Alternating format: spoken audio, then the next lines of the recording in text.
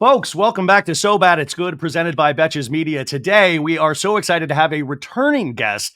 Now, this is somebody that I've only, I guess, talked with or met with a handful of times, but I feel like I know her because she wrote this excellent book, which we focused on the first time she was here. The book is called Tough Titties on Living Your Best Life When You're the Effing Worst, which is probably just the best damn title you could ever have for a book. Now, the exciting thing about this, and listen, I would want her on even if this wasn't happening, but this book recently hit paperback. And do you know how huge that is in this day and age for a book to come out first off, but then to actually hit paperback? That means that people love it. That means that there is an audience for it. And that means this is the book in paperback form that you can take to the beach. I'm hearing that it's summer. I don't know that officially yet because I don't go outside, but I hear it is. And with a paperback, you can take that to the beach. You can get sand in it. You can read. And by the way, this is the easiest, quickest read. I just want to read a little bit about it because I have my copy. If you're watching this,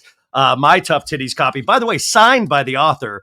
But I love this short description at the end. Tough Titties is one big permission slip to be a dork, a sometimes unspiritual slacker, a late bloomer, and ultimately 100% yourself.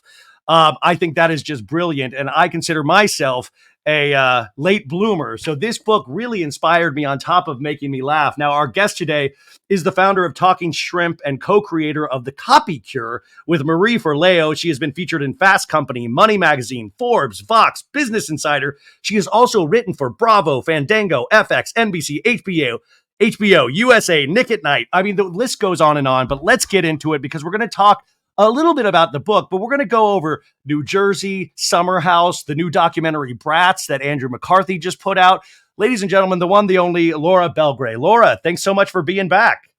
Oh, thank you, Ryan. Thank you for that intro and for talking up my book so nice. And you're right, that is my favorite thing about a paperback is that you can get sand in the cracks. Who doesn't like to have sand in the cracks?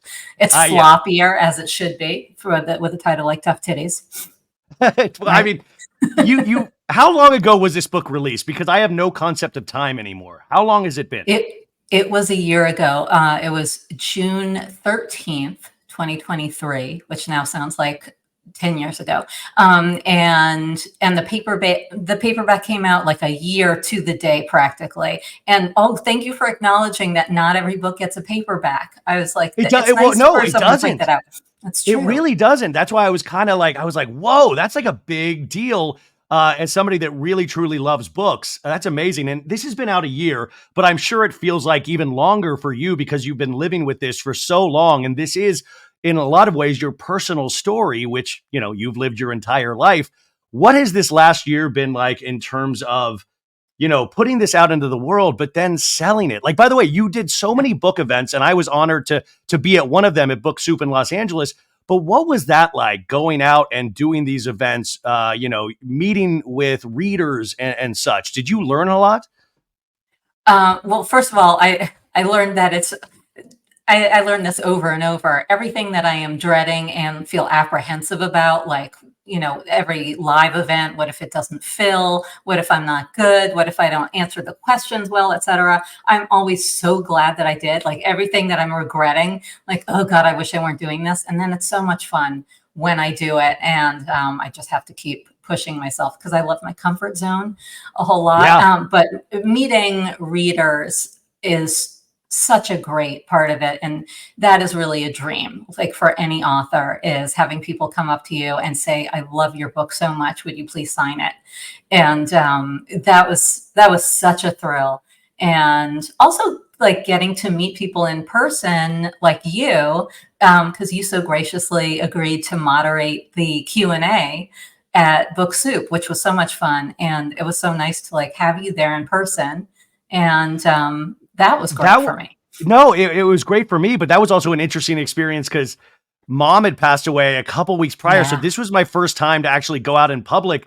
And it was, it's so, by the way, so it is interesting now with the podcast. I always go pre-mom passing and post-mom passing. And this was the first post-mom passing, like, of can I actually be in public? What's that like? And it was so scary in so many ways. But like you said, I'm so thankful and glad, first off, that I got asked, but that I got to do it and that I went out and did it. But what is that about our comfort zones, which you just spoke of, is that it is so much easier to stay in bed or to Mhm. watch our shows. And yet the only growth that we have as people is when we push ourselves to do the thing that you definitely don't want to do. Why is that? And by the way, it feels like you know the answer to this reading the book. Why is that? I don't know. I mean, it is the tragedy of life. I think that that's the Yeah. only way to grow is to get out of your comfort zone because I just love being in mine so much. And I love, like, when it comes to work, I don't love hard work so much as I love work that going hard at work that feels easy. Like, to me, Oh, that's that's good. nirvana, Going right? hard at work that seems easy. That's brilliant. Yes, yes. So that's where I really like soar. And just doing any kind of public event, like when, especially a speaking gig, where I feel like I'm expected to perform, and I guess my ego's so tied up in it that's what brings all the worry and Yeah. apprehension and like, oh God, and fear of failure. And those are the biggest growth pushes for me always. And I'm always mourning that. I'm like, why can't I grow just by being lazy? Yeah, I mean that. By the way, that's a great title for the second book. Why can't I grow by being lazy?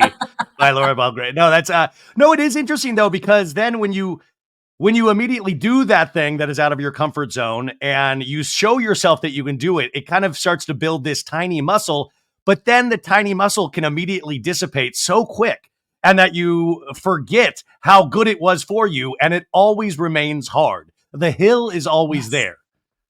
Right. Unless you're doing it like day after day after day, in which case you are, I like to think of it as enlarging the comfort zone, like bringing things into it rather than having to go outside of it, which is always a great thing to do. But there are things like that where I'm just like, I'm so beat afterwards. Like, I'm like, it's going to be months before I can do that again.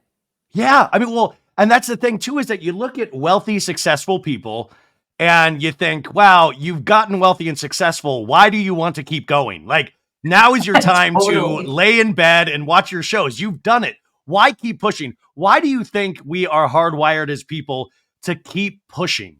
A lot of, I mean, I guess the really Yeah. successful people keep pushing. Why do you think that's a sickness, a mental sickness? I think that it can be because I'm just when you're saying that, I'm thinking of Bethany and no Yes. tagging. And I'm just No, yeah, thinking please, like please do not I say we talked about her. She'll hear. She'll hear. I just like I ask myself every day, I'm like, why doesn't this woman just lie down? Yes. Take a seat. Like, she has so much money. Maybe maybe Jason Hoppy is taking so much of it on a continual basis that she has to keep working for the buck. But I think that it's about striving and having to perform and having to show that she's great and having to succeed in a bigger and bigger and bigger way. Although I'm not sure how the Chanel thing really aids that. But it's just like, wow, you keep coming up with new ways to new levels to go for yourself that most of us think are kind of nuts. And I don't, like, I don't know why you're trying to take down Bravo, but I do because it's a new thing. It's a Well, new, like a new brass ring for her, I think. Well, exactly. And so what's so interesting though is that reality reckoning. We're talking, of course, about Bethany Frankel, as I called her. And I want to say we talked about New York last time you were here, but I do want to bring up is that I think we were both huge fans of Bethany when she first came on the show. And by the Yes. way, Tough Titties is a great book for young Bethany to have read. It is a great book because we watched somebody that she considered herself a late bloomer, but she was a hustler. She actually had no problem getting out of bed, getting out of her comfort zone. And I think that is a compliment to her and her work ethic. But sometimes I get confused, and she is what I was just talking about of like when you sell your brand for $120 million, no matter how much of that Jason Hoppy gets, isn't that the time to go, wow, I did it? But Bethany keeps finding new, and I don't want to say innovative, but new ways to keep her name out there. But it seems to involve more negativity than it does positivity. And from you, which I think you have great business acumen, how do you, I mean, like, I guess I kind of know how you view that, but is it as shocking to you as it is to some of us? Well, it's not shocking to me at all, because I think that that is just in her nature. Like you can see, it makes sense with her nature. Like, I got to keep going. I got to keep going. I got to keep getting attention. I got to keep showing that I'm not done. I'm going to keep succeeding. This is what life is about, or something like that. But like, it fits her personality, but it does not in any way fit mine. I'd be like, I'm going to chill now. And yeah, all her ways of going for it are so kind of antagonistic, like poke, Yeah. poke, poke. And that's And what she made knows her she's aware so of that. She's aware of that, right. that it's in, Yes. she knows, she Yes. leans into that. Right. And that's what made her so good on Real Housewives. And um, she's a nutter, and like the crab boil, and her face always looks shiny with like whatever she's putting on it from, Walmart, and comparing to like, La Mer. Korean But face masks. Yeah. yes, right. And it's crazy watching her eat her girl dinner while she does her videos. I'm not sure where I was going with that, but like, I really miss her. She was such good TV.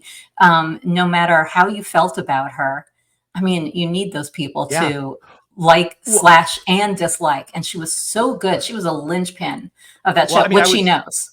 I was rereading, I just had this at the ready, Brian Moylan's book about the Housewives, which, So by the good. way, another great book, not as good as Tough Titties, but up there. And I've gotten to the part where he starts talking about Bethany and Roni, and even talking about how huge Roni was when it wasn't expected to be when it first came out. They were talking about how, like, New York Magazine and things like that covered it, but they covered it in that it was complete trash that you should be ashamed of for liking. And then what was interesting was, as it continued, they started to enjoy it. The reviewers started to enjoy it. They started to understand it. And Bethany is such a huge part of that. But it is interesting. And I think this really kind of goes into Tough Titties as well. And also, I'm a dude, obviously, but I think your book speaks to a lot of women. Bethany started getting this foothold in the industry. She was able to use something like Roni to advertise herself and her product. And all of a sudden it seemed to be working. But in that it worked, it also changed her. I felt it changed. Like, to me, I feel like you've had great success, and I feel like you are still getting bigger and bigger in what you do. But it doesn't, like, I would be shocked if I opened up your Instagram and all of a sudden you were like greasy faced with the crab boil talking about your book. Like, what is it? What do you think the difference in somebody like you is than to somebody like Bethany? I mean, I'm not going to say that I don't have an ego. 'Cause, like, I like No, attention. I like sure. doing well, especially in the spotlight, and when people are looking at me, if I'm doing well. But well, first of all, I think that in a way she is fearless. I got to give it to her, because she wants all the attention, but she truly doesn't care what people think. Maybe it's just that she thrives on people being mad at her and negative attention, and some people So actually weird. like that. And and maybe it's just that I'm a people pleaser and, and terrified of people not liking me, because she has no fear of that. And I gotta like give it to her for that, although she tends to be unhinged or seem totally unhinged at the same time. It's like, wow, it must be nice to not care if people hate you. Yeah, well, that's it exactly, Laura. And you do talk about, being a people pleaser and wanting to be liked. And I always say on this show, and especially when I'll get hate comments here and there or something, and I gotta tell you, it sucks. Like, there is no part of me, and I know you work a lot with other people that are like putting their brands and themselves out there in this day and age. And answer this honestly, is it better to be liked or is it better to be hated in terms of overall success? It's a good question. I am thinking right now of our And not your not your ex-president. personal what you, yeah, exact. I mean, that's the thing. But it works. It works, It right? Like, works. we talk about him. He's in the front page of everything. And Bethany's the Yes. same way, is that we're sitting here spending the first 15 minutes talking about Bethany Frankel and Yeah. trying to really uncover what is driving her. But at the same time, we are talking about her. So is that the master plan? I think it is the master plan. I think it is what she wants. She's like, you hear her talk a lot about Gary V, Gary Vaynerchuk and his Yeah. media empire. And you can tell she kind of aspires to that, but she doesn't, I don't think she really does. I think she aspires to just to dominate the headlines constantly. And so I think that's what I think failed Reality Reckoning was about. It's just like taking over the headlines. I'm creating a storyline. I mean, it's the same thing. It's an extension of Real Housewives. It is, she's living reality TV, but just her, she's producing it and she is the whole show. But Yeah. that's what keeps you relevant on any of these shows, is having negative attention, is somebody not liking you, having a fight with somebody. And so she's just picking fights everywhere, and that's what keeps people talking. Yeah, but you wonder about the psychology of it all if at night sometimes there is a crisis of confidence of, what am I doing? Oh my God, did I really need to come that hard for Meghan Markle? Did I really like you wonder if she like, or if, by the way, to talk about, I mean, or is she like Tough Titties? Is she like Tough Titties, which by the way is out on paperback right now? Do you think Bethany has the Tough Titties attitude the entire time? I don't know. I think that really she is a like gaping maw of need for public attention. And that's, Yeah. I think that is what it comes down to. She's a like just insatiable in terms of public attention. She needs it, needs it, needs it. And I guess that's what it's about. It's like maybe she probably doesn't need more money. I mean, I can't imagine that she does. God, could you imagine if she's like down to her last $300 and we have no idea? So that's where the desperation comes from. She's like, I really overspent on lawyers this year. Lawyers and the Chanel that she is allowed to buy, and take out seafood. Well, I mean, Laura, as a procurer of handbags and things of that nature, I'm at a complete loss because, as I always tell my audience, I mainly shop at Old Navy. You know, I hear these Chanel, you know, that's a big deal. These are big things. And she is currently at war with Chanel, where, you know, the war has been good for her content because she, made 50 TikTok videos immediately. She's like, she bought a cake with Chanel in it. She's like using props like Carrot Top at the same time. Like, and by the way, it was so interesting because it almost distracted from the Reality Reckoning, where I was like, wait, so the Reality Reckoning doesn't really matter anymore. Now we're on a Chanel. Can we tie Andy Cohen into this at all? Is the Chanel stuff in any way makes sense to you from a fan or a previous fan of Bethany's to a consumer to a woman? Does any of it hold weight for you? Well, Chanel itself, like I've never really gotten Chanel. I'm not a huge fashion person. I like stuff, I like clothes, I like fashion to an extent, but I've never really understood the magic of Chanel when people are like, Chanel. But it's, Yeah. I like that, of course. It's Chanel. So I don't understand that so much. I think the whole Chanel gambit, like getting kicked out of Chanel or just like not getting let into Chanel, was a great thing for her to grab onto, though just the way she's gone about it. It's like, oh my God, talk about beating a dead horse or a dead handbag. But but like having a hater and clapping back is what gets your fans really riled up and rallying around you. And it's something that I do in a very small, like much more online, like nerdy way. What do you do?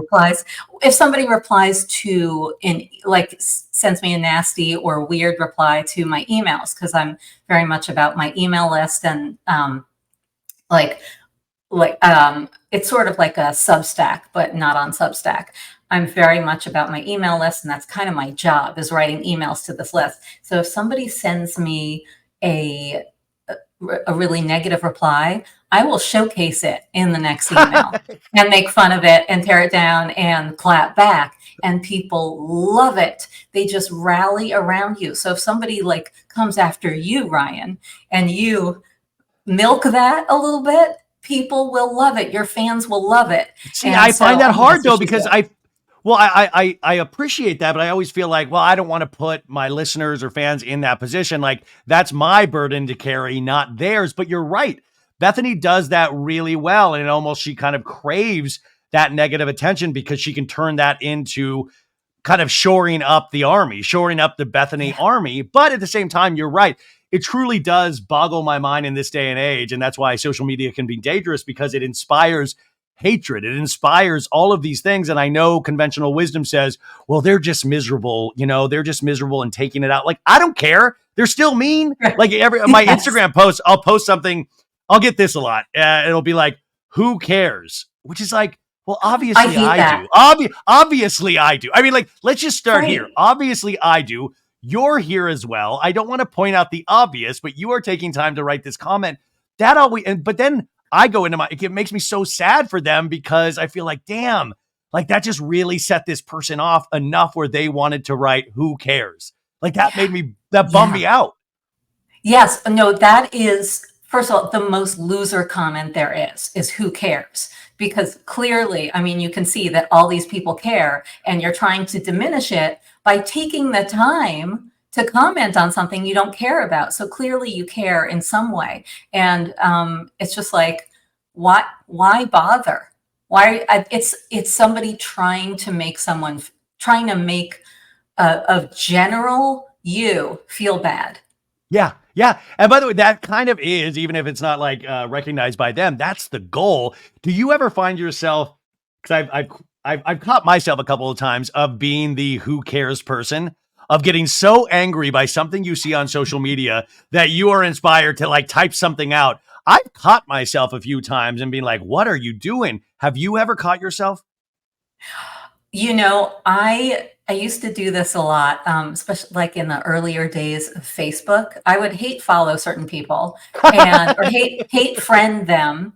And then when I saw a post of theirs that just rubbed me the wrong way or just so stupid, I would type, and this is going to sound so psycho, I would type a nasty comment, screenshot it for myself, and then delete. Oh, oh my God, Lord. Okay, that what now? I hate to keep giving you ideas. That's the next book. That's the next book. Things that I wish I had posted or that is amazing. By the way, Laura, that is a very brave admission, and I love that so much because it hits that pleasure button in a sense, Mhm. but at the same time, you didn't have to put out the negativity publicly, but you got to Right. keep it within yourself. That's like Yoda Yes. almost. That's very. Oh Next my level, God. right?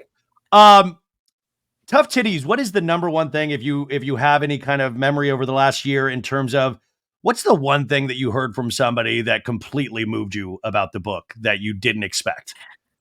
You know what? It was somebody who told me as soon they listened to the book.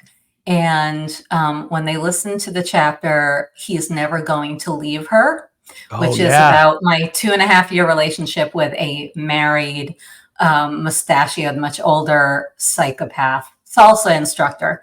And I mean, 2.5 years I stayed in this. It was so not Gosh. a loving relationship.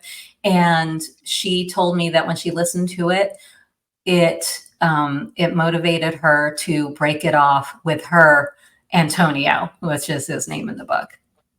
Oh, I love that. Did her Yeah. Antonio come after you and sue you potentially? Like, how dare you get her out of this relationship? Well, I was thinking about certain stories in the book and that you're telling this in retrospect and how our thoughts and feelings change over time and decades and stuff. Like, you really do. Time does change and heal to a degree. But isn't it shocking sometimes what we consider normal in the like what we're willing to put up with? Like, Mhm. like we know it's weird, but we don't realize how weird until you're like decades down the road and or even you starting to write this book. Like, is it shocking sometimes what we actually put up with or make normal because we Yeah. want love or we want to be in a certain situation? It is, and you know what? I think in every phase of my life that I look back on and say, like, that was so not normal, um, there was somebody who said to me, "You're gonna look back on this one day and think, 'What the hell was I thinking?'"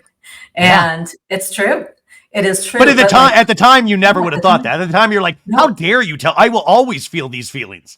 Right, right, exactly. And like, I need to do this. Like, I need to be out till 4 a.m. every single night, until I, hook up with somebody or at least have somebody flirt with me. I'm like, this is my career right now, and I, I need to stick with it. Yeah, I mean, I think I have a real track record of going through phases that are like, what was I thinking? And I hope that I'm not in one anymore. I don't think that I am, but No, who I knows? yeah, I well, Like, listen, we're never too old to make horrible mistakes. no, I've learned that no. firsthand, but um That is so, I just like that. And I like that the book kind of contemplates certain things like that. And we all have stories like that. And that's why I think this book is so relatable to people. Um, Something that is potentially unrelatable, but listen, you are in New York. That's where you live. Now, do you ever go to the Hamptons? Do you ever vacation in Sag Harbor, any of those places? Ryan, I am in Sag Harbor right now Are you as we safe? speak. Are you safe? Justin I'm Timberlake is safe. I'm potentially on safe. the road. I was not on the street. I was not on the street at I believe 12:38 a.m. on Monday. Do you know Um, that hotel that he was drinking at? I okay, you have to go later. You can go to my Instagram. I posted a reel yesterday, walking past it. It was actually a promo a promotion for my book.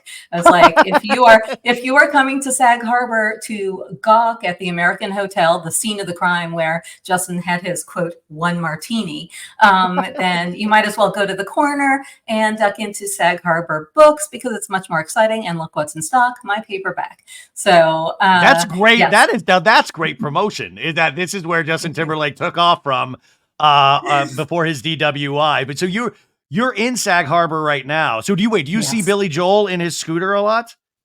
I haven't seen Billy Joel, but I also am the worst spotter. Like I don't see my friends when they're 2 feet in front of me on the street. I'm just so in my own world. I truly don't see like 4 feet. I have a 4 foot radius, I think, around me, or maybe two. So, but I know where Billy Joel's house is. And like, I think he has a couple, but the one in Sag Harbor is very public. He's got a deck overlooking this, like overlooking the dock and the bay and right next to a very popular restaurant. So, like if I staked it out, I'd probably see him come out on the deck. Wow. What's the vibe in Sag Harbor right now since like post Justin Timberlake? Is it a palpable vibe in Sag Harbor? Is everybody talking about it? Well, yeah, I got so many texts yesterday because everyone knows I'm in Sag Harbor, and everyone was like, "Oh my God, did you see him? Were you there when it happened?" We were actually like out on the street probably while he was like right across from the American Hotel, probably while he was in there having a drink. And as People Magazine published something like Race to publish a follow up to it about the institution where Justin Timberlake had his martini before his DUI, and we're all wondering like how did like who from the American Hotel paid People Magazine, because it's like, they interviewed a general manager of the charming old whaling house turned restaurant about what time he was in, and he did not dine. The kitchen closes at 10:15, says the GM, and then it goes into like the menu boasts an extensive wine list, plus a Norwegian salmon and a fresh local flounder, and then it says like Billy Joel is a frequent patron. Like, who That would be paid amazing if people? it continues. Justin Timberlake decided not to stay at the hotel where we offer nightly turn down services and a chocolate on the Exactly. bed. We all, like that's truly amazing. But I just thought that was so interesting. The Sag Harbor is being highlighted right now. But the reason I brought that up was because a little bit down the road, I guess, a summer house that they share a Mhm. Hamptons share house. And I know you watched this season of Summer House, right? Oh, yeah. I've watched Okay. every season. We are now unfortunately we're done with Summer House for the season. The Summer I House know. is wrapped up. What were your overall thoughts? Because I really like to talk to people like a week after like the Mhm. dust just starting to settle. What was your whole take on this season and then going into the reunions?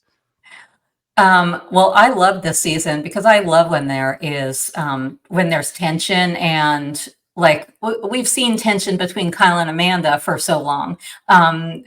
Whether but from season one, we've seen them fighting, but Carl and Lindsay was just brought a whole new level to it, and I really enjoy fights that go nowhere, that they have over and over, Wow, that you show must have loved this season. This season was amazing was for you. so good. And I think I've seen people saying like Lindsay's grown a lot and Carl's grown a lot. I mean, I guess Carl has because of his sobriety journey and all Yeah. that. He's at least changed as a person. I don't think Lindsay shows any growth whatsoever. And they just, some people are on Team Lindsay, like, and some people are on Team Carl, but it's like Team Lindsay's like Carl is gaslighting and blindsiding Lindsay, which is her narrative. And then it's like Team Carl is Lindsay is gaslighting Carl. They're gaslighting each other just back and forth. It's a ping Yeah, pong there's ball. to me, there's no teams. It's like ridiculous to No. even choose teams in like a bucket of misery. And yeah, like the obvious statement is, oh God, thank God that they didn't, wind up married, because I've seen marriages happen that have that exact same relationship and they're still married. Like, imagine like how brutal that would be. But it is interesting how it is trying to like create these teams. But I think it's such an interesting point you bring up about Lindsay, because I mean, she really, and in some ways I understood it, but she did lean into the fact that, listen, this has always been me. And just because you've always been a certain way doesn't mean that you are required by law to stay that way. Like, I do understand the argument, but I do find it interesting, and I'll find it interesting what's to come for Lindsay, because part of me is like, is she working on herself behind the scenes? Is she in deep therapy? Because you're going to take these things into your next relationship and your next relationship, right? Yes. Oh, I mean, how many sandwiches have you made for me is going to continue from relationship to relationship to relationship. And I mean, I guess she had a period of like, maybe she was kind of bait and switching Carl, like showing that she had changed and that she could be sober in solidarity with him, etc., and then drop that whole. So maybe she hasn't always been this way. Maybe there was a period of good Lindsay that well, him.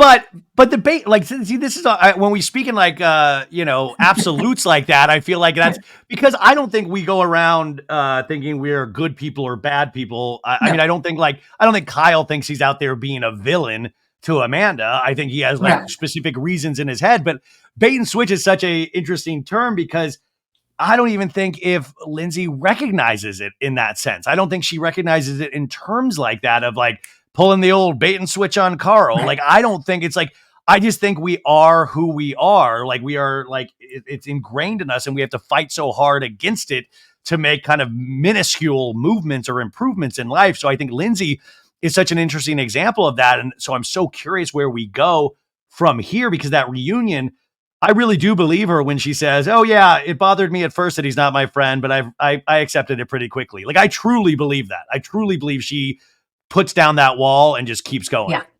No, I think so too. It'll be very interesting to see how they interact in the next season. But like, I found it fascinating to see them having these conversations where she's like, you have to stop yelling at me. And he's like, I'm not yelling at you. And she's like, you're raising your voice. And he's like, I'm not raising my voice. You're raising your voice. And then it's like, how many drinks have you had? How dare you bring up my drinking? And it's just, I'm going to record you now. I'm going to record you. Like, that's a bad sign when your partner is like going to record you. Like, that's when things have gone off the deep end. So I'm like, that's what we saw, Laura. Imagine all the stuff we didn't see. Like, even at the reunion, when they talk about this stuff, like, we got a complaint from our apartment manager. Carl said he stayed at the hotel down the street multiple times when they had been in fights. I'm like, you're going to a hotel multiple times? Like, you're spending $14,000 on that apartment, and you're still like, just out of like being financially responsible, I wouldn't stay at a hotel if I'm spending that much money. No, especially not after spending $20,000 on a career coach who didn't lead. Well, Laura, Laura, you've counseled a lot of people with career coaching. What would you have recommended for Carl if Carl said, Laura, you got to help me. You got to help me with my career. What do I do? How do I put myself out there? I think it's a tough one. I would have been more encouraging than Lindsay about going into trying it. Try the sober, the sober bar or whatever, or the non-alc space. Yeah, non-alc. I think she was probably right to like poo-poo him going back to Loverboy, because that was maybe a step backwards, but could have been just more supportive about it because she knows him and like it's clear that he needs just support. Like try it, just try something, just go for it, go for anything, whether instead of just like taking crap on it. Like I don't know about brick and mortar. Like she shot down everything that he said, and but she said this was after a year of him having ideas like that. So she says we saw her at the end of that rope. I don't know if I necessarily believe that, but it was when by the time we saw it, it was very like, no, that's not going to work. That's not it at all. Right. That's true. To her credit, it's probably, I mean, the career coach was probably like, I'm not responsible for your results, which is true. I can only make these suggestions to you or help you find what you want to do. But if you don't take action, I'm not responsible. It's like, which is true. Like, I think he needed to take action rather than talking about something to death, which I can relate to very much. There have been plenty of things in my life that I've talked about to death until I talked myself out of my enthusiasm, and then it was no longer a thing, or somebody else did it instead. But it's tough. By the way, that's the interesting thing with Kyle and Carl, because Kyle seems like that person that foolishly pushes ahead, and that's probably helped him at multiple times, but he's that guy that does things where Carl is that guy that sits back and doubts things, because I think Carl is at war with himself and still figuring out who he is, because he spent so many years trying to cover that up or, try to medicine away the pain. So it is interesting that of course he would be so confused about where to go from here, because he's kind of learning who he is all over again. Right. Yeah. And that it's true about Kyle. Like, I guess that's the entrepreneurial gene, like people who are willing to fail fast. That's always the advice in that space. It's like fail fast and fail often, or like, I forget the name. It's Reed, somebody, I think the creator of LinkedIn. It was like, if you're not embarrassed by your first product or like your first version, then you waited too long or something like that. So I can't remember the exact quote, but so like Kyle has that thing where he just goes for it. And Carl is that like marinator, someone who needs to sit with it and figure it out. But the mistake he's making is not taking action on something. However, when they revealed that they're both making about the same amount of money. when Paige DeSorbo at the reunion was like, so you're making $20,000 more than him in sponsor deals and you get paid the same on this show? Like $20,000 is nothing. So like Lindsay. Well, I mean, by the way, you got to believe Paige, because Paige makes money hand over fist. I mean, talk about sponsorship deals on top of the podcast. I mean, she does have room to speak. So it is interesting, and I do love the fourth wall breaking of sometimes talking about these brand deals and talking about the business of being a reality television star, because they both get paid the same. And Amanda Batula at the reunion brought up, like, that's a lot of money. So I'm so curious at this point, 8 seasons in, what they all are making at this point, what that would be. Me too. I want to know how much they're making on the show. I wish it were like a legal responsibility for them to release those numbers. Yeah, they have to financially disclose. That's a financial disclosure. Exactly. We're only going to get that number if Bravo ever goes public. That's the only way we'll get that. By the way, Bravo on the stock market, that would be interesting. Of like, ooh, tough season at Jersey. The stock is going way down. Tough season. What do you feel about, speaking of entrepreneurial spirit, Amanda Batula, a lot of stuff came up this season and at the reunion in terms of her wanting to start her own swimwear line, and her partner Kyle saying, "You're fucking lazy. Oh, she get off her lazy ass. She can't even wake up to hang out with her friends." Like, what was your take on that whole scenario? That was so messed up. First of all, he wakes her up at 3 or 4 every morning to have sex. So how is she not supposed to be tired the next day? She's exhausted fighting him off. Exhausted. Does she ever have a good night's sleep? I doubt it. I thought, like, clearly she has talent and he should be encouraging. He should, first of all, people so rarely follow through on these ideas. They so rarely follow through that it just pays to say, I support you. I think you should go for it. And that probably won't happen anyway. Yeah. Kyle can't even do that though. Kyle can't even like go, yeah, we'll see where that heads in his head. He like literally goes, no, I need you still for lover boy. Like he like puts it all out. I'm like, how is that like business minded in any way? Like, isn't like supposed like these businessmen are supposed to be so smart and so like strategic thinking? And I was like, this is idiotic in what you're saying, Because even Amanda at the reunion kind of backtracked and goes, well, I don't know about swimwear. Like, there's a lot of ideas. I would like to have Mhm. something. But also, her partner, tried to wow us that he is now taking DJ lessons in New Jersey, the place that she wants to move. And he has found time for a new hobby for himself. And I thought, like, how weird. We're all supposed to cheer for this when we were just coming off Amanda being so depressed and trying to find something for herself. As a viewer, and actually as an expert in some things like this, what was going on there? I don't know. I mean, I understand that he doesn't want to move to New Jersey. Even if he's willing to go there for DJ lessons, which clearly he wants to take a page out of that James Kennedy DJ book. James Kennedy, DJ I'm James Kyle Kennedy. Cook. and played the theme to Summer House to a roaring crowd. By the way, if I liked Kyle better this season, I would be one of the first people to go. I would be like, yeah, Summer House theme. I would be so excited. But after this season, I don't know if I can support that yet. Yeah, I don't know either, because he's really got to support Amanda more. It was just a bad show. It was not a good look on his part. So I guess he's just insecure. And if he could have made that into, I mean, I know they say they're not aware of the cameras. Like Paige said, they're living their life on camera, not because because there's cameras. That's a great line, by the way. That was a great line. It was so good. It was so good. But like Kyle could have taken that opportunity to say, like, yeah, Loverboy is doing so great because of you. Like, I mean, even if he was saying we still need you, like, this company is doing so great and you are an essential part of it. And he could have built her up in that way instead of being like, well, I need you. Yeah. No, he doesn't. He, like, even in that, he's like, Loverboy is failing. Yeah. Loverboy is failing. Miserably.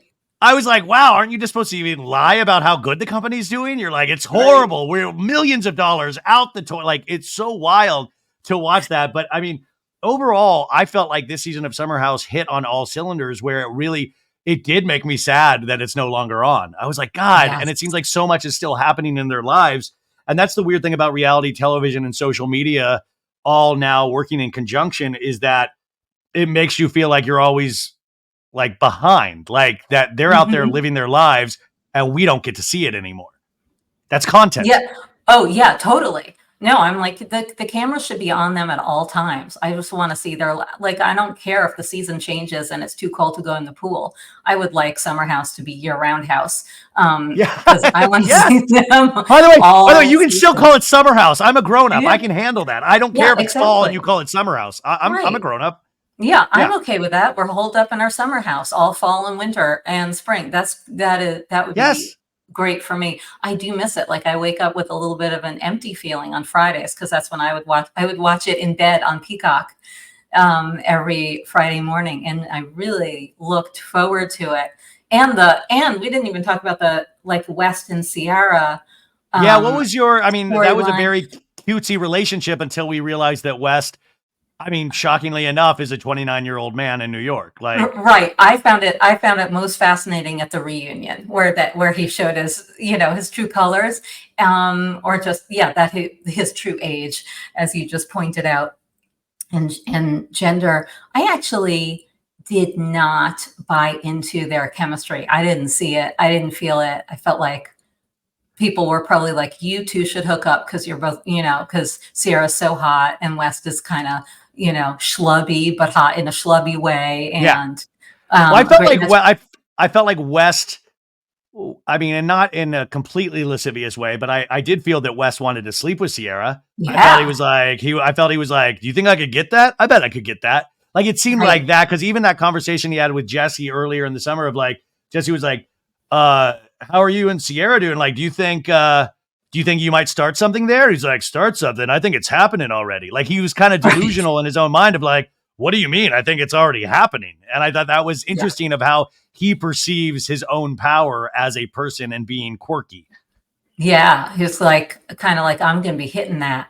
It was really, I thought it was really interesting to see him taken down on, and I'm not anti-West. I wasn't like, yeah, get him, kill him. But just that, that fourth wall breaking again, where they're like, you are just taken by and obsessed with the attention you're getting from all these women because of this show.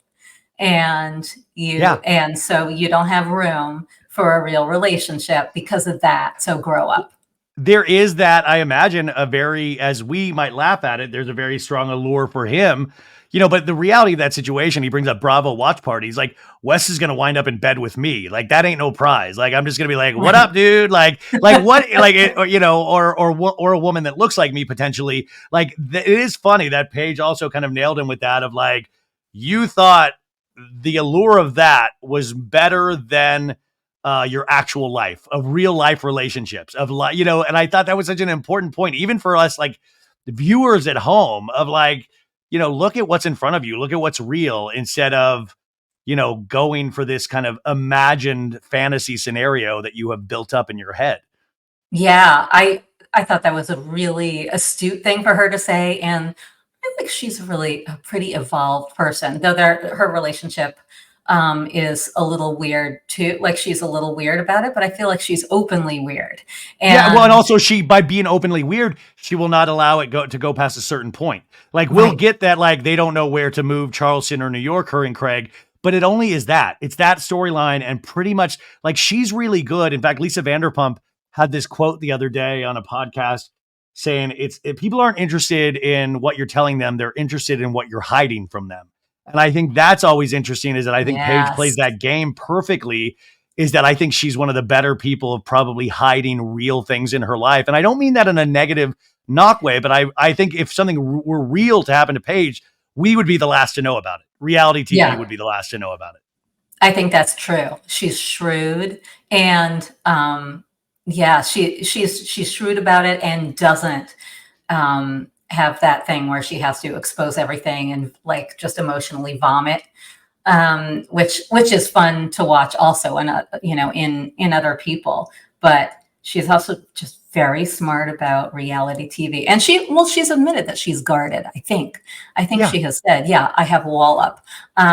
So I like that self-awareness, but we always need it balanced with lack of self-awareness in a lot of other people, which we get Yeah. in Those character spades. archetypes, that's when a Yeah. reality show really works. That's why Roni worked. It had all these different character Yes. archetypes, like the person that was smart, the person that thought they were smart, but they were stupid, the person that was unhinged, the person that had an alcohol problem. These are all character archetypes that actually make for a good reality show when you put it all in a blender. Now, a show that is potentially not doing that well, or really in a crossroads, is Real Housewives of New Jersey this season. Mhm. And I always shy away from talking about it because the fan base particularly seems so negative when you talk about Jersey, because I mean, talk about Team Carl, Team Lindsay. You're all of a sudden supposed to pick up like a gun for Team Teresa or Team Melissa and Mhm. Joe. I don't even know, but Right.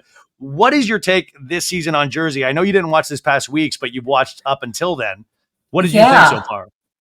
I think it's very clear they're stuck at a crossroads, because they're like, the only storyline is whether you're going to be friends with Teresa or friends with Margaret. And it's like, well, it's not that appealing to be friends with either, but you know where the screen time is, you know where the cameras are going to go. I think Jen Fessler knows that her camera time is if she's hanging out with Teresa and making waves by hanging out with Teresa. Like, that's the cameras And are by the way, never against Jackie Teresa. Goldschneider got back on the Oh, show Jackie. because Yes, Jackie Jackie. got back on the show because she was friendly with Teresa all of a sudden. And by the way, Exactly. Laura, I will say though, you got to watch this week's episode, because at the end there's like this brilliant scene that has nothing to do with Teresa in a sense, but it's like Margaret, Jackie, and Dolores. Mm. And Margaret pulls this move where she shows a text message that Jackie had written about Dolores Catania, calling her a slob. And so this whole scene happens where Oh, wow. Margaret's husband, Joe, is like, Margaret's like, get Dolores's attention, get Dolores's attention. And Margaret texts like the screenshot of Jackie talking shit about Dolores. And Dolores goes, oh, wait a second, I gotta look about my dog. And it's like the text that, and sorry, I'm like so excited talking about it, but Jackie Goldschneider called Dolores a slob. And she's like, Dolores is like, did you call me a slob, Jackie? And Jackie's like, oh, and you see Dolores like in the background, like 10 feet away going, ha ha. And it is so gripping. And Dolores, you can tell, is livid. And that's kind of where this episode ends. But I'm like, when we get away from the Teresa conversation, these ladies, there's mileage here still, I believe. Oh, good. Well, that's good to hear. I'm excited that there's something besides the Gorgas versus Teresa Uh, versus it's so Judice. old. And like I am excited for someday. Like I really hope that Louis is exposed for whatever kind of scam weirdo he is. Like we saw that. Do you remember the video of him The with like a beach. men's group? Yeah. Yeah. And by the way, this was like another person he was trying to marry. He's like, I am out here learning about myself with all these men, and I would like to come home to you, a fixed man, and I would like for you to be my bride, if that is okay with you. And he's like all like crazy hair, and he like looks like the Kool-Aid man. He's all like beat red, and there's all these guys around him going, yeah, Louis, yeah, do it. Tell him more, tell him more. It was like the craziest West Side Story video that I've ever seen. It was like the sharks out there on the It beach. was amazing. Sunburned sharks. Like Yeah. none of these people really, they still need sunscreen. I know they're Italian, but they need sunscreen. But like, yeah, that's what I want. I want more of that, and I hope that we get some more of that. Like See, something's but going to be. But that goes back yeah. to that Lisa Vanderpump quote of like what you can hide, like what you Hmm. can keep. Like that becomes this game of certain reality show people of what you try to hide, what you try to keep off of the show. So it becomes like this cat and mouse game, this almost detective game. And by the way, I do appreciate Teresa and love what she's done. I think she is a legend in this field. But can't we all just agree that even up to a certain point, it seemed like Louis had a weird little life. It seemed like there were a lot of examples throughout the decades that he's had some weird situations. Can we all at least be sane enough to agree? Like, I don't know. Maybe this is the most perfect relationship ever. And maybe this really is the one. But can we agree up to this point, it's been a little weird for Louis? Yeah, I mean, it's pretty bold of Teresa in that glass house to be throwing stones at John Fuda. Like, I yeah, mean, that's yeah, like you were a drug small, dealer. that's small fit. Like, that's like small Right. beans. Like, it's so weird. And it is interesting of like, they had that episode a couple weeks ago at the one event and Rachel Fuda was coming for Teresa and just like, bah, bah, bah, bah, bah. And you could tell Teresa, like her brain just is like a little, like it takes like even Dolores said, like, listen, Teresa's going to go home, realize what you said and come back really hard. Like Teresa knew she had to get out of the situation, but Hmm. didn't even realize in the moment what was said to her. And I like that about Teresa, where it's like when Teresa Yep. wakes up and realizes what you said, you're in trouble. And I thought, wow, that's really kind of how Teresa operates, is that she goes home, then realizes what is said, and then comes back at you 10 times harder. Yes, or someone helps her process what has been said. By the way, you should be really mad at it. Like, that wasn't nice. Oh, wasn't? Okay, I'm gonna think about that. And then she goes after them. I'm waiting for unless I missed it. I didn't miss the hot dog lips yet, did I? Like, that hasn't happened yet, has it? That fight? We saw it in the Oh, trailer. I was like, It's like well, she's hot dog. always had, I was like, she's had Oh big yeah, lips for a no, while now, Laura. no, That's they are right. serious. I mean, it's the best comment ever. It was in the trailer, and I was like, I don't even remember who says it, whether it's Jackie or it might be Jackie who calls her hot dog lips. And I'm just really excited. I don't think it's Jackie if it's towards Teresa because Jackie's like on Teresa's Oh, side right, now. right, exactly. It might They be have an Dan. Oh no, alliance I think now. Might be it's Margaret. Fuda, right? Or maybe Is it Margaret Fuda Fuda? It could be Rachel or even Fuda. Yeah. Danielle Huda. But anyway, like all these other cast members, I feel like God, like I would love to hear a little bit more about Danielle or like she's got family issues that I feel like Oh God. this show could exploit. Like I feel like God, give Teresa that spinoff already, or you might have to just get rid of Teresa, Joey, Melissa, and like start like I don't know, but I feel like there is like this is such a great property that I do not want to see Real Housewives of New Jersey go away. But No. Andy Cohen was on Jeff Lewis yesterday, and he was talking about like it just when you get to a standstill, you're really at a Hmm. standstill, and it's hard to go forward. Um, Before I let you go, I do want to talk about something we both watched, and I haven't really been able to talk about it here. There is a documentary called Brats that is on Hulu right now, produced by ABC News, weirdly enough. And Andrew McCarthy, the 80s actor, heartthrob, I loved him from Mannequin as a kid, but it was like I was a kid. But you had Mannequin, Weekend at Bernie's, but then you had all of these films that were considered Brat Pack films, like Pretty in Pink, St. Elmo's Fire. He did all of these films, and I read Andrew McCarthy's book Brat And I thought it was a great memoir of that time. But this is a documentary about this where he talks about this one article that was written by this author for what New York Magazine Yeah. that kind of he feels put a stench on a lot of these actors' careers, like Emilio Estevez, Judd Nelson, Molly Ringwald, Demi Moore. It's a who's who of people in these 80s films. I watched it. What was your take on watching Bratz? First of all, I was like counting the days. Me I was too. like three more sleeps till Bratz. Yeah. And I felt so let down by it. Like I thought the best thing about it was the clips from all the different movies that they put in. They clearly felt like it needed that. Like they even had reaction clips from like, Pretty in Pink. Yeah. I thought that was the best part of it. And then his journey to kind of get validation on that point of view that being called the Brat Pack ruined all our lives was tough to watch because, first of all, I don't think anyone else really felt the same way. Like he was going from person to person to person to, he was going to Emilio and like you see him calling all of them, trying to reach Judd and, getting no answer. Like Rob Lowe finally said yes. So he goes from one to the other. And Ali Sheedy was pretty agreeable, but I think that she's an agreeable person. So she's like a therapist in that scene where he's talking about it with her and he's like, it's like there was all this, she's like collateral damage. And he's like, exactly. Yeah. Thank you. We're all damaged because of this. I'm like, I don't think she was agreeing. I think she was just, seeing you the way, acknowledging your feelings. He has the director of Pretty in Pink, Howard Deutsch. They have an interview with him and that felt like therapy as well. I'm like, oh, well, Andrew, do you think maybe it's this and this and this?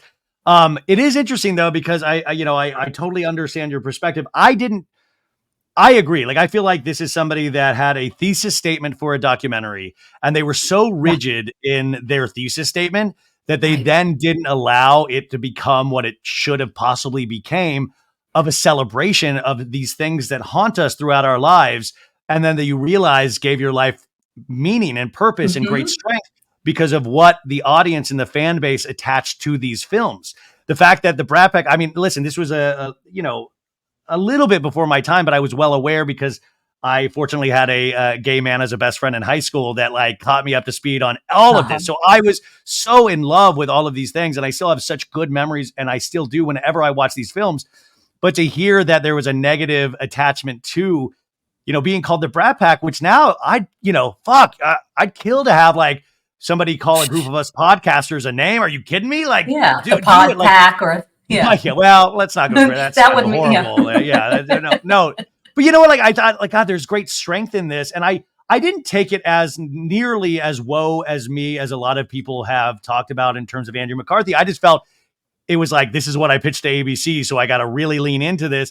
And I felt like that as it went on, there was an emptiness to it because he was trying to fill time proving this point or proving his feelings when it could have just went into this celebration and talking about the power and the importance of this specific time in the 80s where teen films and young people's stories were starting to be told on a week-to-week basis for the first time ever. Because you're right, that's what got me excited is seeing stock footage of them at premieres or stock footage of them. Like that Phil Donahue interview with Judd Nelson and Molly Ringwald. They were showing Phil Donahue. And I thought I would watch the full 40-minute episode of this Phil Donahue interview. Over and over. I would love to watch that. That was the good stuff. Yeah. He was so insistent on proving his thesis statement. Exactly. And like, I love, Rob Lowe was kind of like, yeah, I really liked it. I think it was an awesome thing. I think it was really awesome for my career. And it was. Well, and it is true to a degree because you see that interview with Emilio Estevez, where Emilio Estevez, who was like really the center of that magazine hit piece. And I went back and read that magazine piece, and it is really written from a snarky, mean place. It really is. I mean, like, even if you read the other than Brat Pack, it's a very, it's a piece that seemed like it had a mission. But at the same time, I think also we're so used to that these days, like snarkiness and all of that. But Emilio Estevez, you could tell, was really thrown by it so much so. And I thought this was the fascinating part that they were going to make a film called like Promising Young Men or something like that. And Emilio Estevez, Andrew McCarthy was attached to it with with Emilio Estevez, and Emilio Estevez said, "No, I no longer want to do it because I don't want to be attached to anybody Mm. in that Brat Pack circle." He's like, even if Judd Nelson wanted to do it, I would have shied away from that. And that's what was the interesting point, is that if they had just leaned into it, but they were all in their early 20s, so they, in a sense, were brats. They were so Yeah. like headstrong about their own talent that they really proved the point of that article, and that it threw them in the fact that it got them so spooked about their talent and their careers that they begged off of projects that were probably would have been potentially in that same pantheon of amazing 80s films. Right. Yeah. To be like, no, I can't do that because I want to be a serious actor. And then, but then you were just insane, almost fire. I mean, which How dare you? How I dare love, you? how dare you? I remember loving that film so much. And then telling someone who was like a film student, I was, like just out of college and working in this office with entertainment people. And I remember saying, oh my God, St. Elmo's Fire is the best movie. And he was like, oh my God, I have to rethink you now. Like, I Ah! don't even know what to do with that. So I guess maybe it wasn't, but like, to me, it was. All those movies were nirvana watching that group of people. I loved it so much. And I loved the idea that they were all friends. So it wasn't true. I Yeah. loved so much that idea that they all hung out together. And it was what I wanted in my life. It's what I want. Like when I watched 90210, I was like, I want the Peach Pit.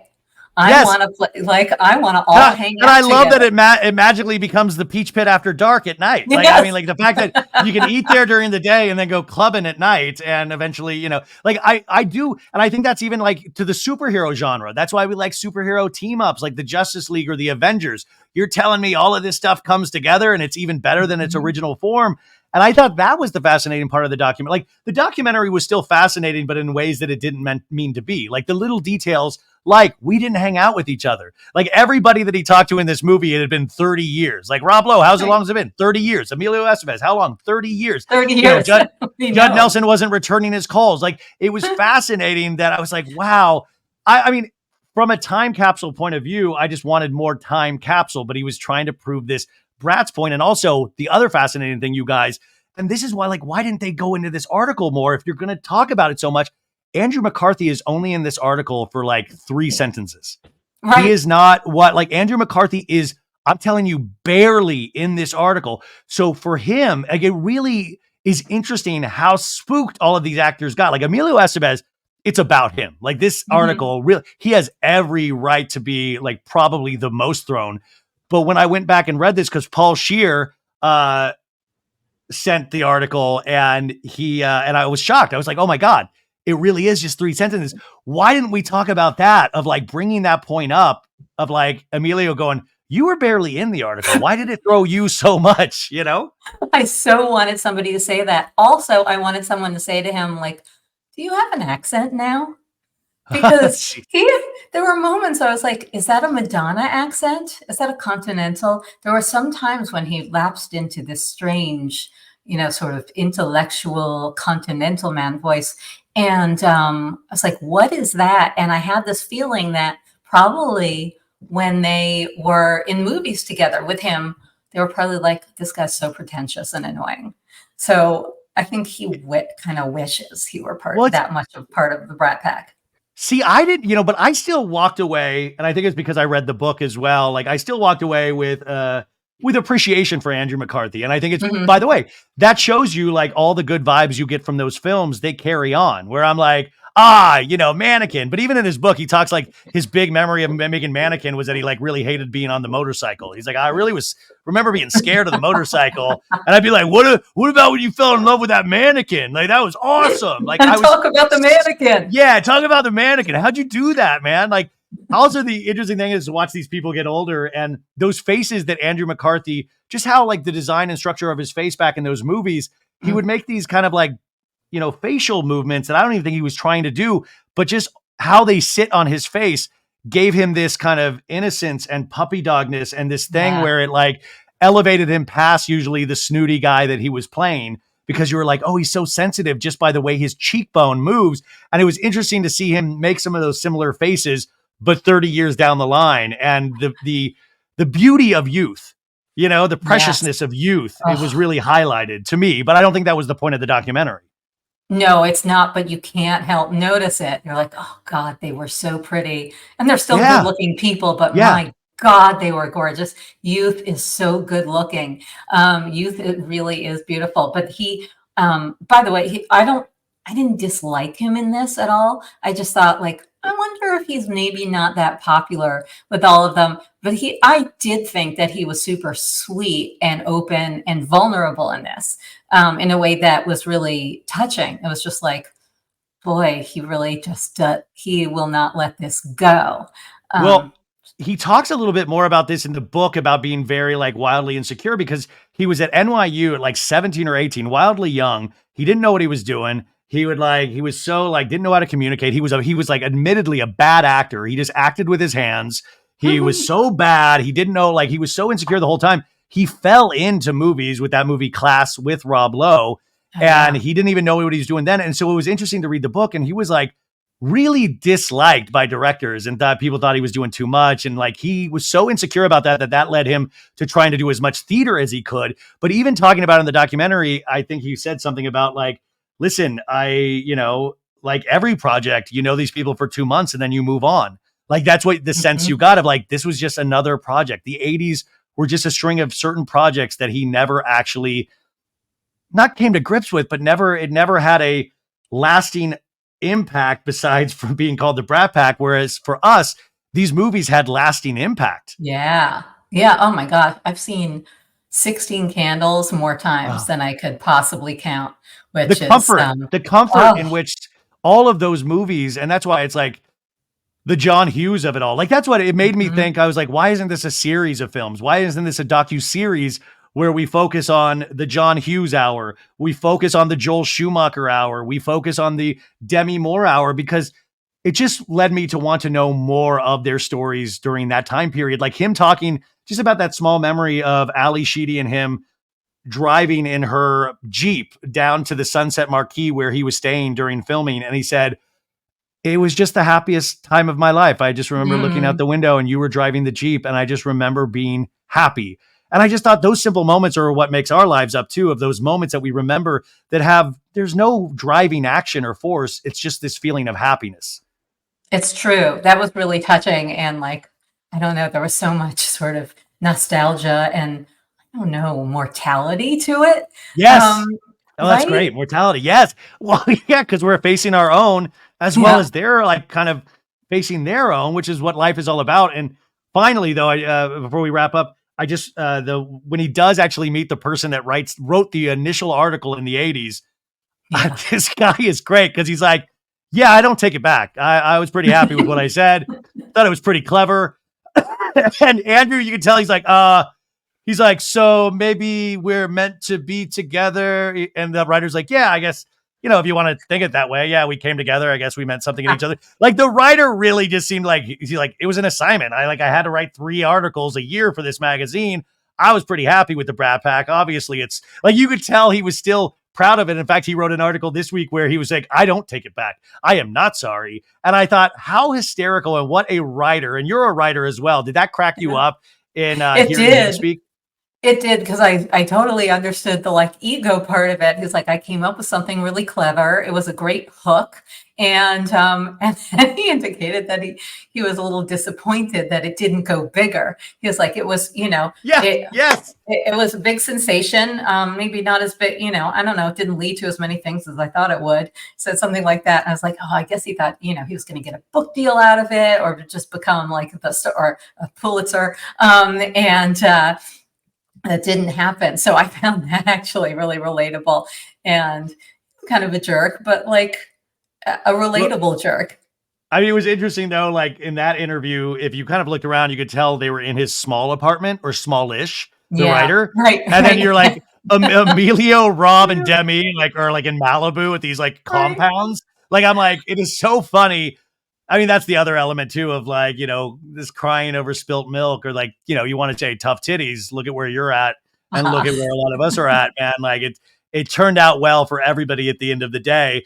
But I felt like overall it was like that topic where I was like, I love things like this, but I wasn't overall satisfied. But man, what a great place to visit. Yeah, I agree. And maybe the anticipation was enough. That might have been the best part of it. Like I Isn't want it more. Like I exciting to just get yeah, excited about things like that? About like right, things that right. we were here. Like this moment in Yes. time was here, and now everybody gets to learn more about it. And then you're like, oh, there was so much more to it than he said. There was so much more. Yes. Yeah, so much more. It is kind of wild how many people like it is so for my age group. Like I'm a Gen Xer and we've all been so excited. Like, yay, something for us finally. And you're aware of how many people are like, oh yeah, I never saw that movie. Or yeah, I I've heard of the know. Brat Pack. Never really knew what they were. See, I think those movies hold up though. Maybe not St. Elmo's Fire as much because it's Well, so sacrosanct and like, but like all the John Hughes films, I argue completely stand up. I think emotionally they completely stand up. There's so many things in 16 Candles that would be Oh, canceled now or long, aren't. yeah, Long Duck Dong, and Long yeah. Duck Young, oh, Sexy Girlfriend. I mean, there was so much in that. Or Weird Science, like Weird bizarre that Weird Science, Science ever sold as a movie about like two nerds that like get Making this a lady in Woman. lingerie to like come to life. I mean, it's bizarre, but it like worked at the time, or I thought it did. Yeah, yeah, we all thought it did. We didn't like even think about it. There's so, I mean, it is probably jaw-dropping. I haven't watched it in a while to watch 16 Candles now. There's like, there's rapiness. There is, what's her name? Joan Cusack in her The brace, in her back retainer and brace, the yeah, with the retainer and like trying to lean down to the water fountain. So there's ableism. oh, you're right. There's Anthony Michael yeah, Hall at the end like has the car and he's with the jock's girlfriend and it's like, right, did we do something last yeah, night? I think so. Did I like it? I think right, so. I was like, right. that would not fly at all these days. No, there was no, yeah, there was double non-consent. Oh my God, So, the 80s. I want you to write a book mhm. about the 80s. Like, God. But she did write a book, folks, and it's called Tough Titties. It is out on paperback back right now. Now, I always say support your local bookstore, but you know, you can also get it on Amazon. So if you need it and you're far away from a bookstore and you can't walk or drive, get it that way. But the important thing is to get it. I think this is a great summer read. It's a really great, quick, fun. It will move you at times. There are lessons in there, and I think it is well worth your time. As well is our guest Laura Belgray. So, Laura, thank you so much for being here today. Is there anything else? Like, what do we need to know? How else do we support? What's happening? Oh, thank you so much, Ryan. Thank you for that. And yeah, you can find the book at toughtittiesbook.com. Don't go to Okay. toughtitties.com. I can't tell you what you're going to find there. But toughtittiesbook.com, you can find all the booksellers. And if you really want to order it online through a bookstore, you can go to bookstore.org and it's listed there on my site. So come on over there and get yourself a copy. And I think that is what's going on. Like I want people to get this paperback. It is such a good beach read, and it does cover the 80s and 90s and early aughts in New York, and just like such a specific time. So thanks for tying that in. Hey, by the way, real quick, and I know this might sound silly. Is there ever talk about like, could you make this into a TV show? Could you make this Mhm. into has there ever been any movement on that, or is that in your head at all? Yeah, there was no that there was some initial talk about it and like lawyer and agent and trying to shop it around, but it came out at just like in the middle of the strike, the writer's strike. And so that momentum that it would have had right then was sort of dead in the water. And then um, I think also there's a lot of fear around just resistance to doing anything that's a period piece right now, even though there's this show Eric on Netflix that is so good and it's set You in mentioned this. 1980 New York City. I haven't seen this. Why is it? Because it's Benedict Cumberbatch, right? Yes, he is so good in it. And Gabby Hoffman.